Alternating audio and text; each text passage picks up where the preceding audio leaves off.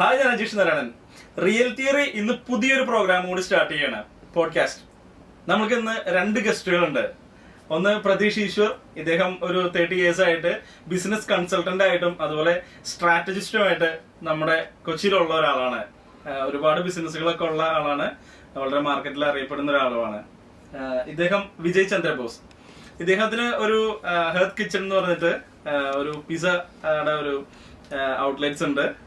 അതുപോലെ തന്നെ ഒരു മോട്ടിവേഷണൽ ടോക്കറാണ് ഇദ്ദേഹം. വളരെ ഇൻട്രസ്റ്റിംഗ് ആയിട്ടുള്ള ഒരു ക്യാരക്ടറാണ്. അതുപോലെ റിയൽ എസ്റ്റേറ്റിലും ഉള്ള ഒരാളാണ്. നമുക്ക് ഇന്ന് ഡിസ്കസ് ചെയ്യുന്ന കാര്യം എന്ന് പറയുന്നത് 2023 നമ്മുടെ റിയൽ എസ്റ്റേറ്റ് എങ്ങനെയായിരുന്നു, 2024 ഇനി വരാൻ പോകുന്നത് എന്താണ്, അതിനെ പറ്റിയിട്ടാണ് നമുക്കൊന്ന് ഒരു ചെറിയൊരു ഡിസ്കഷൻ. അതിന് വേണ്ടിയിട്ടാണ് നമ്മൾ ഇന്നത്തെ ഈ പോഡ്കാസ്റ്റ് അറേഞ്ച് ചെയ്തിരിക്കുന്നത്. അപ്പൊ നമ്മൾ ഇവരെ 2 പേരെയും ഇതിലേക്ക് നമ്മൾ വെൽക്കം ചെയ്യാണ്. അതുപോലെ നിങ്ങളെ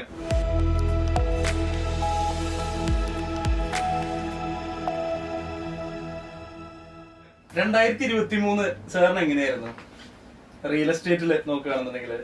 എനിക്ക് വണ്ടർഫുൾ ഇയർ ആയിരുന്നു എല്ലാത്തിലും. റിയൽ എസ്റ്റേറ്റിൽ ഇറ്റ് വാസ് ഗുഡ്. കാരണം നമുക്ക് വലിയ പ്രതീക്ഷയിലാണ് തുടങ്ങിയൊരു ഇയർ ആയിരുന്നു 2023. കുറെ അൺഫോർച്യൂൻ സിറ്റുവേഷൻസ് ഒക്കെ ഉണ്ടാവും എന്ന് വിചാരിച്ചു. പക്ഷെ അങ്ങനെ പോയില്ല. It was good. പക്ഷെ വ്യത്യാസം കുറച്ച് നാളുകളായിട്ട് നമ്മളെല്ലാവരും കണ്ടിരിക്കുന്ന ഒരു ചേഞ്ച് എന്ന് വെച്ചാൽ റിയൽ എസ്റ്റേറ്റിൽ ജെനുവിൻ കസ്റ്റമേഴ്സ് ആണ് ഇപ്പോൾ വരുന്നത്. ഇൻവെസ്റ്റർ എന്ന രീതിയിലല്ല, ജെനുവിൻ കസ്റ്റമേഴ്സ് വരുന്നത്. അത് കറക്റ്റ് ആണ്. നീഡ് ബേസ്ഡ് ആണ്. അതായത് വാങ്ങിച്ചിട്ട് പിന്നീട് വിൽക്കാനുള്ള ഒബ്ജക്റ്റീവ്സ് ഒന്നും ഇല്ല. Real people coming. അവരാദ്യം വരുന്നു, അച്ഛനും അമ്മയും ചിലപ്പോൾ ഒരുമിച്ച് വരുന്നു, സെപ്പറേറ്റ് ആയിട്ട് വരും. ഭാര്യയുടെ അച്ഛനും അമ്മയും വരും, അച്ഛൻ്റെ ഹസ്ബൻഡിന്റെ അച്ഛനും അമ്മയും വരും, പിള്ളേര് വരും. സോ സൈറ്റ് വിസിറ്റ് കൂടി ഫൈനലൈസ് ചെയ്യാൻ കുറെ സമയം എടുക്കുന്നുണ്ട്. But genuine customers. It's not bad. 2023 was good. And personally also കണ്ടമാനം ചേഞ്ചസ്. പിന്നെ നമ്മുടെ ഹെർത്ത് കിച്ചണിൽ നമ്മൾ 2 കൗണ്ടർ സ്റ്റാർട്ട് ചെയ്തു. 2 കൗണ്ടർ ഈ വർഷം ലൊക്കേഷനിൽ സ്റ്റാർട്ട് ചെയ്തു. ഒരു ഫിലിം റിലീസായി, 2 ട്രെയിനിങ്സ് എടുത്തു. അപ്പോൾ 2023 was wonderful for me as A person. പിന്നെ റിയാലിറ്റിയിൽ ഒരു സംഭവം പറഞ്ഞ പോലെ മൈക്കിൾ ഡി മൊണ്ടൈൻ എന്ന് പറഞ്ഞൊരു വ്യക്തി, പല റിസർച്ചറാണ്. അദ്ദേഹം പറഞ്ഞിട്ടുണ്ട് 85% നമ്മൾ ആദ്യം പിടിക്കുന്ന കാര്യങ്ങളും ജീവിതത്തിൽ ശരിക്കും നടക്കില്ല. ബാക്കി 15% നടക്കുന്നതും നമ്മൾ ഉദ്ദേശിച്ചത്ര ഇന്റൻസിറ്റി നടക്കില്ല. നമ്മൾ കോവിഡും കണ്ടു. സോ അതിൽ ചിന്തിച്ചു പോയാൽ അപ്പൊ അതിനേക്കാളും നന്നായിരുന്നു. 3 ഇൻസിഡൻസ്. ഒന്ന് നോട്ട് നിരോധനം, 2 വെള്ളപ്പൊക്കം, 3 കോവിഡ്. ആ സമയത്ത് നമ്മുടെ എല്ലാം മാനസികാവസ്ഥ പോയി, എക്കണോമി പോയി, നമ്മുടെ ജീവിതം പോയി എന്നുള്ള ഒന്നുമില്ല. ശരിക്കും പറഞ്ഞാൽ ബാക്ക് ടു ആക്ഷൻ. പക്ഷെ മനുഷ്യന്റെ പ്രശ്നമാണ് നമ്മൾ നേരത്തെ സംസാരിച്ച പോലെ ഇന്നിരുന്ന് നാളത്തെ കുറിച്ച് ആദ്യം പിടിച്ചിരിക്കും. ആ സമയത്ത് ആ നടക്കുകയില്ലോ. അതാണ്. സാറിന് എങ്ങനെയായിരുന്നു? അല്ല, ഇതിപ്പോ റിയൽ എസ്റ്റേറ്റ് എന്നല്ല, ഒരാളുടെ ഒരു വ്യക്തിയുടെ ജീവിതത്തില് അവരൊരു കുടുംബം എന്ന് പറയുന്ന നമ്മുടെ ഒരു റിയൽ എസ്റ്റേറ്റ് ഇതില് അത് കെട്ടിപ്പടുത്തു വരുമ്പോൾ ആൾക്കാർക്ക് അവരുടെ ഒരു ഇൻവെസ്റ്റ്മെന്റ് ആയിട്ടും കൂടിയാണ് റിയൽ എസ്റ്റേറ്റിനെ ആൾക്കാർ കാണുന്നത്. അതിനകത്ത് ഇന്നുള്ളതില് ഏറ്റവും, അതായത് ഗ്ലോബലി നോക്കിക്കഴിഞ്ഞാൽ എല്ലാ ബില്യനേഴ്സും ഉള്ളത് അവരുടെ ബേസിക് ആയിട്ട് അവർ റിയൽ എസ്റ്റേറ്റിൽ നിന്ന് പൈസ ഉണ്ടാക്കിയവരേ ഉള്ളൂ. പക്ഷെ ഇന്ന് കേരളത്തിൽ നോക്കുമ്പം റിയൽ എസ്റ്റേറ്റ് അത്രത്തോളം ആൾക്കാർ സീരിയസ് ആയിട്ട് കണ്ടിട്ടുണ്ടോ എന്നുള്ളത് വളരെ ഒരു കാരണം. എന്താണെന്ന് വെച്ചാല് ഇവിടുത്തെ നമ്മളിപ്പോ ഒരു PG ചെയ്യുന്നത് പോലെ തന്നെ പഠിക്കേണ്ട ഒരു വിഷയം കൂടിയാണ് റിയൽ എസ്റ്റേറ്റ് എന്ന് പറയുന്നത്. കാരണം ആൾക്കാർക്ക് എത്രത്തോളം ഇതിനകത്ത് ആൾക്കാർ ഇതിനെ 3 രീതിയിലാണ് റിയൽ എസ്റ്റേറ്റ് കാണുന്നത്. ഒന്ന് അവരുടെ ഓൺ പർപ്പസ്, അതായത് ഒരു വീട് അല്ലെങ്കിൽ ഒരു ഫ്ലാറ്റ് എന്നുള്ള ഒരു റെസിഡൻഷ്യൽ പർപ്പസിലേക്ക്. അത് ശരിക്കും പറഞ്ഞാൽ അവര് ജീവിതകാലം മുഴുവൻ അതൊരു അസറ്റ് ആണോ എന്ന് ചോദിച്ചു കഴിഞ്ഞാൽ അസറ്റ് അല്ല. റിയൽ എസ്റ്റേറ്റിൽ വീട് വാങ്ങുന്നത്, ഹോം ബൈയിങ് ശരിക്കും ഒരു അവരുടെ ഒരു ഡെഡ് ഇൻവെസ്റ്റ്മെന്റ് ആണ്.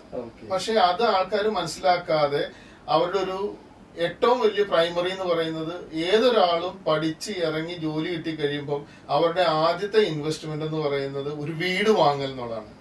പക്ഷെ അതോടുകൂടി അവരുടെ കാര്യം തീർന്നു. കാരണം അതിന്റെ ലോൺ അടച്ചോ അല്ലെങ്കിൽ അതിനകത്ത് സ്റ്റക്കായോ നിൽക്കുന്നവരാണ്. പക്ഷെ അങ്ങനെയല്ല ആൾക്കാർ ചിന്തിക്കേണ്ടത്.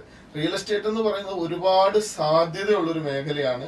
അതിനകത്ത് യഥാർത്ഥത്തിൽ നല്ല കൺസൾട്ടന്റിന്റെ ഹെൽപ്പും കൂടെ ഉണ്ടെങ്കിൽ റിയൽ എസ്റ്റേറ്റിൽ നമ്മൾ വാങ്ങിക്കുന്ന വീട് അല്ലെങ്കിൽ ആ ഒരു ഫ്ലാറ്റോ അവരുടെ ആദ്യത്തെ ഒരു ഇൻവെസ്റ്റ്മെന്റ് എത്രയും പെട്ടെന്ന് തന്നെ അവർക്ക് അതിനകത്ത് നിന്ന് എക്സിറ്റ് ആയിക്കൊണ്ട് പുതിയ പുതിയ അസറ്റ് ബിൽഡ് ചെയ്യാൻ പറ്റും. ഉദാഹരണത്തിന് ഇപ്പൊ ഞാൻ പറയുകയാണെങ്കിൽ, ആദ്യത്തെ ഒരു വീട് വാങ്ങിക്കുന്നത് എപ്പോഴും അവരൊരു സർട്ടൻ എമൗണ്ട് ലോൺ ഇട്ടുകൊണ്ട് അവരുടെ ഒരു ആഗ്രഹത്തിന്റെ പുറത്ത് വാങ്ങിക്കാം.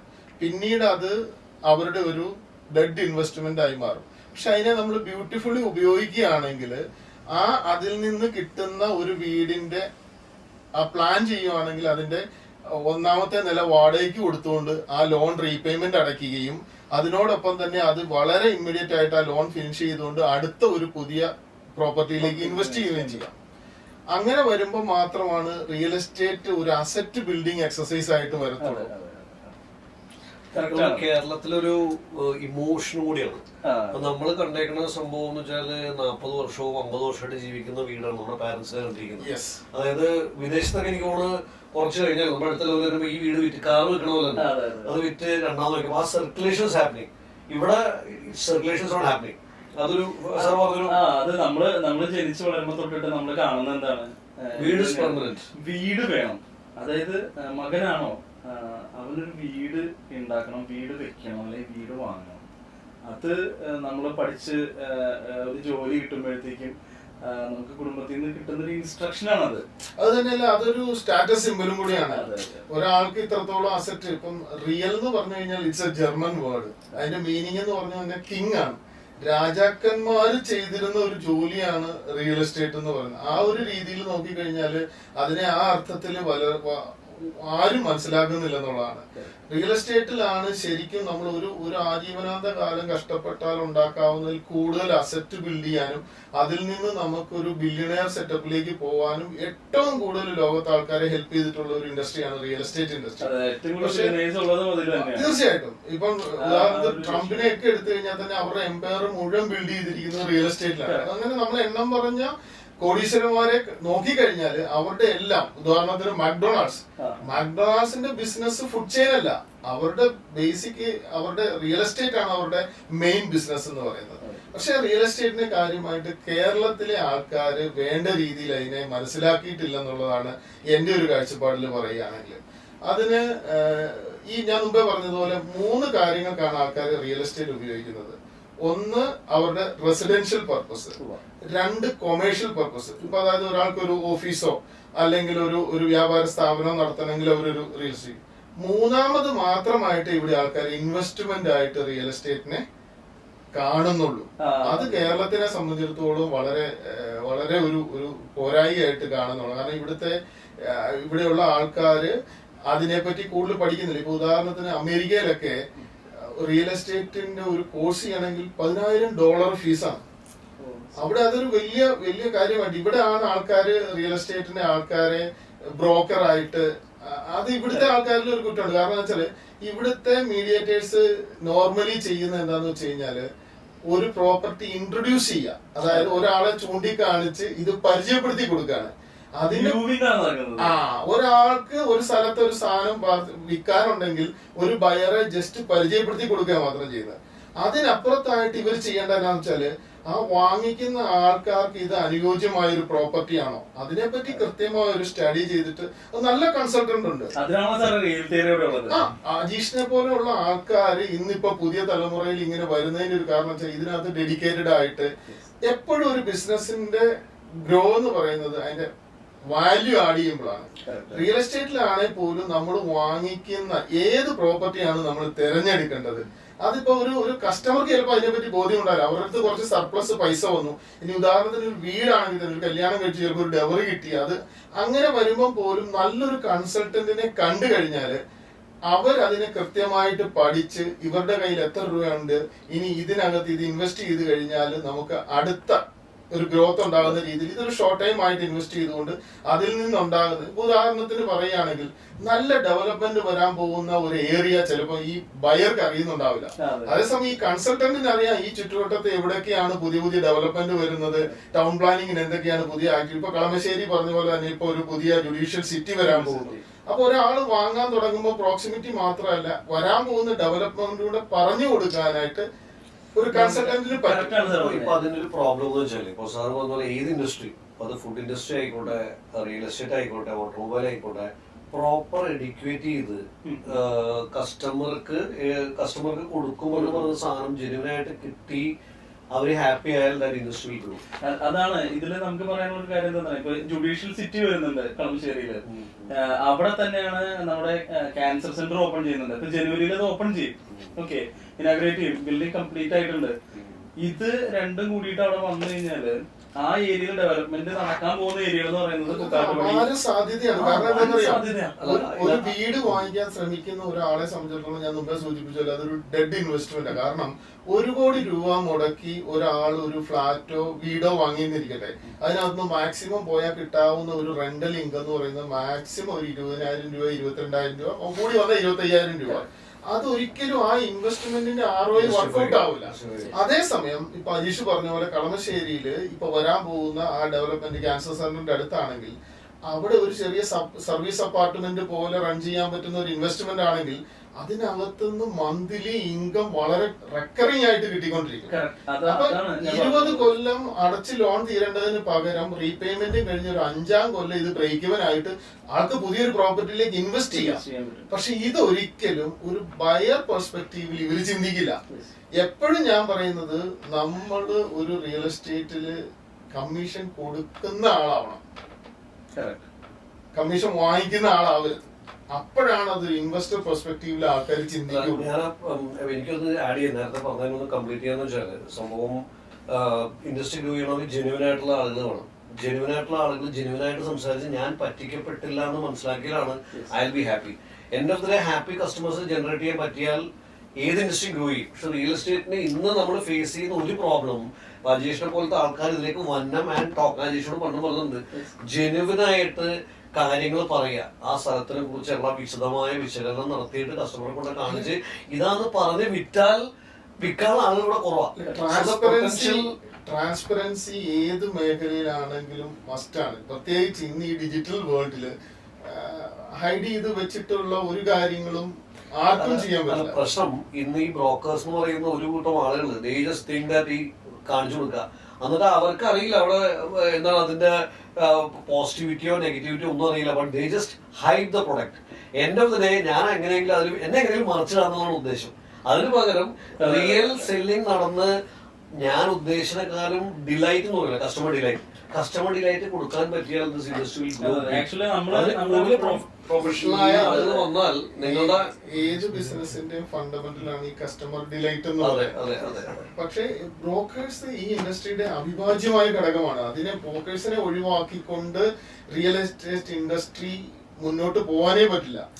ഇത് കേരളത്തിൽ മാത്രമേ ഉള്ളൂ. എന്നാൽ ഈ ബ്രോക്കർ എന്ന് പറഞ്ഞ ഒരു 2ാംകിട ജോലിയായിട്ട് കാണുന്നുള്ളൂ. കാരണം ഇവിടെ വൈറ്റ് കോളറിനേക്കാളും ഇതിനെ ബ്ലൂ കോളറിനേക്കാളും വേറെ ഏതോ ഒരു കാറ്റഗറി ആയിട്ടാണ് ആൾക്കാർ കാണുന്നത്. പക്ഷെ അതിനി മാറും. കാരണം ഇന്ന് ഈ വിരൽത്തുമ്പിൽ ലോകം മുഴുവൻ കാണുമ്പോൾ ദുബായ് റിയൽ എസ്റ്റേറ്റ് എന്താണ്, യൂറോപ്യൻ റിയൽ എസ്റ്റേറ്റ് എന്താണ്, അമേരിക്കൻ റിയൽ എസ്റ്റേറ്റ് എന്താണെന്ന് ആൾക്കാർ കണ്ടുകൊണ്ടിരിക്കെ ഇപ്പൊ ഒരുപാട് പുതിയ ആൾക്കാർ, പ്രത്യേകിച്ച് അജീഷിനെ പോലെയുള്ള ഇതിനകത്ത് ഒരു ബാങ്കിങ് ഇൻഡസ്ട്രിയിൽ നിന്ന് വന്ന അജീഷിനെ പോലെയുള്ള ആൾക്കാർ ഇതിലേക്ക് വരുന്നത് ഇത് ഭയങ്കര ഇതിന്റെ ഒരു ഭയങ്കര പോസിറ്റീവ് സൈഡാണ്. ഇദ്ദേഹത്തിനെ പോലത്തെ ഇപ്പൊ ട്രഡീഷണൽ ബ്രോക്കേഴ്സ് മോശം ഒരിക്കലും പറയില്ല, അവരാണോ ചെയ്തിരുന്നത്. പക്ഷെ ജെനുവിൻ അല്ലാത്ത കുറെ ആളുകൾ കുറച്ച് വന്നിട്ട് ഇപ്പൊ എന്തിനും ഒരു 1-2 ആള് മോശം കാണിച്ചാൽ ഇൻഡസ്ട്രിക്ക് മോശം വരുന്നത്. അങ്ങനെ പകരം ജെനുവൻ ആയിട്ട് ഇതേപോലത്തെ ആളുകൾ വന്ന് സത്യസന്ധമായി സംസാരിച്ച് കസ്റ്റമർ ഡിലൈറ്റിലേക്ക് വന്ന് ഇനി സ്കോപ്പ് ഉണ്ട്. ഞങ്ങളുടെ പ്രൊജക്റ്റില് ആളുകള് 80 lakhs വാങ്ങിച്ചിട്ട് അവരുടെ വാല്യൂ 1 crore സാർ വന്ന രീതിയിലാണ്. ഒരു കമ്മ്യൂണിറ്റി ബിൽഡപ്പ് ആകുമ്പോൾ ഓട്ടോമാറ്റിക്കലി ആ ഏരിയ ഡെവലപ്പ് ചെയ്യും. പിന്നെ അതല്ലാണ്ട് പുറത്തുള്ള Kalamassery development that is also there. അപ്പോൾ scope is very high. But provided നല്ല ജെനുവിൻ ഡീലേഴ്സ് അല്ലെങ്കിൽ ബ്രോക്കേഴ്സ് എന്നല്ല, I don't know what the name to talk about that people. Professional ആയിട്ട് ശരിക്കും അവരെ റിയൽ എസ്റ്റേറ്റ് ഇൻവെസ്റ്റ്മെന്റിനോ അല്ലെങ്കിൽ അവരുടെ ഉപയോഗത്തിനോ വേണ്ടി അത് റൈറ്റ് പ്രോപ്പർട്ടി ഫൈൻഡ് ഔട്ട് ചെയ്യാനും അതിന്റെ വരാൻ പോകുന്ന ഫ്യൂച്ചർ ഡെവലപ്മെന്റ് മനസ്സിലാക്കാനും ഒരു കൺസൾട്ടന്റിനെ കഴിഞ്ഞിടത്തോളം. കാരണം മറ്റുള്ള ആൾക്കാരുടെ ഒന്നും കോർ ഏരിയ അല്ല ഇത്. അവര് വേറെ ഏതോ ജോലി ചെയ്യുന്ന മേഖലയിൽ നിന്നിട്ട് അവർ കുറച്ച് ഹാർഡ് ആൻഡ് മണി അവര് കൊണ്ടുവരികയാണ്. അപ്പൊ അതിനകത്ത് ഞാൻ ഈ പറയുന്ന ബയേഴ്സിനോട് ഞാൻ പറയുന്നത്, നിങ്ങളൊരു അസംഷന്റെ പുറത്ത് ചെയ്യാതെ നല്ല കൺസൾട്ടന്റിനെ സമീപിക്കുകയാണെങ്കിൽ അവരുടെ അടുത്ത് നിന്ന് അതിന്റെ ലീഗൽ സൈഡ്, വരാൻ പോകുന്ന ഡെവലപ്മെന്റ്, ഇങ്ങനെയുള്ള എല്ലാ കാര്യങ്ങളും കിട്ടും. അത് തന്നെയല്ല, ഇവരുടെ ഒരു ഫ്യൂച്ചർ പ്ലാനും കൂടി ഈ കൺസൾട്ടന്റിനോട് പറഞ്ഞു കഴിഞ്ഞാല് ഇവരിപ്പോ നമ്മുടെ കയ്യിലുണ്ടെങ്കിൽ വേറെ ഏതെങ്കിലും പ്രോപ്പർട്ടി ഉണ്ടെങ്കിൽ അതിന് ബെറ്റർ ഓപ്പർച്യൂണിറ്റി വരുമ്പോൾ ഇവര് തന്നെ നിങ്ങളെ ഹെൽപ്പ് ചെയ്യും. ലോങ് ടൈം ഒരു അസോസിയേഷൻ ആണ്. ഡെഫിനറ്റ്ലി. അപ്പൊ ശരിക്കും പറഞ്ഞാൽ ഇപ്പൊ അജേഷ് സ്റ്റാർട്ട് ചെയ്ത് പ്രസാദിന് we need a big hand, and I would recommend him that or in fact ഞങ്ങൾ ഇതിനു മുമ്പ് സംസാരിക്കാൻ നടക്ക് നമ്മള് ICICI ബാങ്കിലായിരുന്നപ്പോഴും നമ്മള് ഇൻഡസ്ട്രീഷ്യ സംസാരിക്കാറുണ്ട്. അപ്പൊ ഞാൻ അജേഷിനോടും പറഞ്ഞത് ജെനുവിൻ ആയിട്ട് ചെയ്യുന്ന ആളുകളുടെ ഒരു വലിയ ഗ്യാപ്പ് കേരളത്തിലുണ്ട്. ആ ഗ്യാപ്പ് ഫില്ല് ചെയ്യാൻ പറ്റിയാൽ, ഇപ്പൊ ഇന്നുള്ള ഈ സംസാരം റിയാലിറ്റിയിൽ കൊണ്ടുവരാൻ പറ്റിയാൽ that firm is going to be wonderful. അല്ല, ഇതുപോലുള്ള സംസാരങ്ങൾ ഇതിനൊരു തുടക്കമാണ്. ഇതിനനുസരിച്ച് ഈ ഇൻഡസ്ട്രിയിലുള്ള എല്ലാവരും ആ ഒരു സ്റ്റാൻഡേർഡിലേക്ക് വരുമ്പം ഇൻഡസ്ട്രി ഫ്ലറിഷ് ആവും. ഇപ്പൊ നമ്മളിപ്പം ഇവിടെ മാത്രമേ ഉള്ളൂ ഒരു പ്രസ്ഥാനത്തിന്റെ അടുത്ത് വേറൊരു പ്രസ്ഥാനം തുടങ്ങി അതിന് കോമ്പറ്റീഷൻ ആയിട്ട് കാണുന്നുള്ളൂ. ഇപ്പൊ നമ്മൾ വേറെ എവിടെ പോയി നോക്കിയാലും, ഇപ്പൊ നമ്മൾ ഏത് വേറെ രാജ്യത്ത് ചെന്നാലും ഒരു ഫുഡ് സ്ട്രീറ്റ് ആണെങ്കിൽ അവിടെ ഫുഡ് മാത്രമേ ഉള്ളൂ, ഇലക്ട്രോണിക് ഗുഡ്സ് ആണെങ്കിൽ അവിടെ ഇലക്ട്രോണിക് ഗുഡ്സ് മാത്രമേ ഉള്ളൂ എന്ന് പറഞ്ഞ് അവർക്ക് ആർക്കും കച്ചവടം ഇല്ലാതിരിക്കുന്നില്ല. ഈ ഇൻഡസ്ട്രിയിലേക്ക് ഒരുപാട് പുതിയ ആൾക്കാർ വരികയും ഇൻഡസ്ട്രി അതിനനുസരിച്ച് റിഫൈൻഡ് ആവുകയും ചെയ്യുമ്പോൾ കസ്റ്റമേഴ്സിനാണ് അതിന്റെ അഡ്വാൻറ്റേജ് കിട്ടുന്നത്. അതിന് ഇപ്പോ നമുക്ക് കസ്റ്റമേഴ്സിന് വേണ്ടിയിട്ട് നമ്മുടെ ഗവൺമെന്റ് തന്നെ റെറ കൊണ്ടുവന്നു. ഇപ്പോ റെറ വെച്ചിട്ട് ഇപ്പൊ പണ്ട് നമുക്കൊരു പ്രൊജക്ടിനകത്ത് ഇൻവെസ്റ്റ് ചെയ്യുന്ന സമയത്തൊക്കെ എല്ലാവർക്കും പേടിയായിരുന്നു. പുതിയൊരു പ്രൊജക്ടില് വന്നു കഴിഞ്ഞാൽ അവരത് ഫിനിഷ് ചെയ്യും. കുറെ പ്രൊജക്ടുകൾ അങ്ങനെ പോയിട്ടുണ്ട്. അതുകൊണ്ടൊക്കെ തന്നെയാണ് ഈ ഒരു ടെൻഷൻ ഉള്ളത്. പക്ഷെ പുതിയ, അതായത് ലോഞ്ച് ചെയ്യുന്ന പ്രീ ലോഞ്ചിലുള്ള പ്രോപ്പർട്ടീസ് നമ്മൾ പർച്ചേസ് ചെയ്തിട്ട് ഇതിന്റെ എൻഡ്, അതായത് പ്രൊജക്ട് ഫിനിഷ് ആവുന്ന സമയത്ത് സെൽ ഓഫ് ചെയ്തിട്ട് പ്രോഫിറ്റ് എടുക്കുന്ന ആൾക്കാരുണ്ട്. അജീഷ് പറഞ്ഞതിനകത്ത് ഒരുപാട് ആൾക്കാരുണ്ട്. ഇനിയിപ്പോ നമ്മള് 2023 കാര്യമല്ലേ പറഞ്ഞു, ഈ പറയുന്ന കൺവെൻഷണൽ പ്രോബ്ലംസ് എല്ലാം ഉണ്ടായിരുന്നു. അതായത് മുമ്പേ പറഞ്ഞ പോലെ ഡിമോണിറ്റൈസേഷൻ വന്നു, അതിനുശേഷം കോവിഡ് വന്നു. ഇപ്പം സത്യം പറഞ്ഞു കഴിഞ്ഞാൽ അതെല്ലാം വെള്ളപ്പൊക്കം വന്നു. അതിനുശേഷം നമ്മളൊരു കാര്യം നോക്കിക്കോ, എപ്പോ നോക്കിയാലും 10 വർഷത്തെ ഒരു ഗ്രാഫാണ് റിയൽ എസ്റ്റേറ്റിലുള്ളത്. 10 വർഷം കൂടി ഇത് ഏറ്റവും പീക്കിൽ വരും. അത് കഴിഞ്ഞ് 10 വർഷം ഇത് പിന്നെ ഡൗൺ ആവും.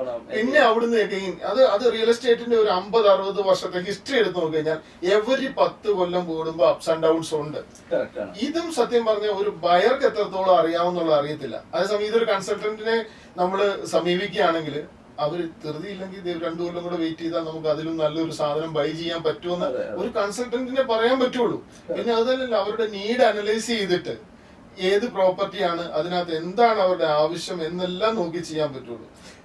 ഇപ്പൊ ഇതിൽ ഞാനൊരു കാര്യം പറയട്ടെ സാർ. ഇപ്പൊ ഈ പറഞ്ഞ അപ്സ് ആൻഡ് ഡൗൺസ് പറഞ്ഞില്ലേ, അതിലൊരു കാര്യം ഞാൻ പറയാം. അതായത് 2020 നമുക്കിവിടെ കോവിഡ് ഹിറ്റ് ചെയ്യുന്ന സമയത്ത് എല്ലാവരും പറഞ്ഞു റിയൽ എസ്റ്റേറ്റ് തകർന്നു, ഇനി ഇവിടെ ഒരു കച്ചവടം ഇല്ല. ഓക്കെ, ആരും അങ്ങനെയാണ്, ആരുടെയും പൈസ ഇല്ല എന്ന്. ഏറ്റവും തമാശ എന്താന്ന് പറഞ്ഞാല് അതിന് മുമ്പൊരു വലിയ രോദനം ഉണ്ടായിരുന്നു. ഡിമോണിറ്റൈസേഷൻ വന്നു കഴിഞ്ഞാൽ ആൾക്കാര് അനാവശ്യമായ ഫണ്ട് ഫാർക്ക് ചെയ്യുന്ന ഒരു ഇൻഡസ്ട്രി ആയിരുന്നു റിയൽ എസ്റ്റേറ്റ് ഇൻഡസ്ട്രി. ഡിമോണിറ്റൈസേഷൻ വന്നതോടുകൂടി ഇത് തീർന്നു എന്ന് പറഞ്ഞിടത്തുനിന്ന് 10 മടങ്ങ്.